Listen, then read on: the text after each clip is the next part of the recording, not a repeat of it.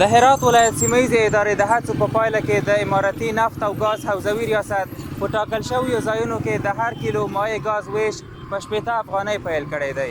ویل کېږي دغه مایع ګاز د سیار موټر په واسطه د هرات په 9 نقطو کې او 4 لارو کې ویشل کېږي.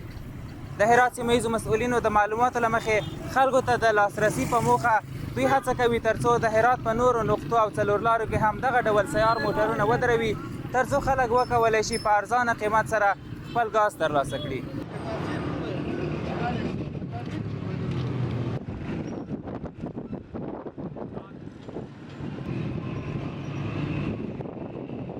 و جای دیگه است با 70 75 تیر از 80 90 اینو باز همین سیار گازهای سیار بس به 60 افغانی خیلی به مردم یک کمک یک دست خیلی دست کمکی است به هر مردمی. این موتورهای سیار که است شکر خوبه در هر کجای باشه قیمت از اینا تخفیف نداره یک چیز است.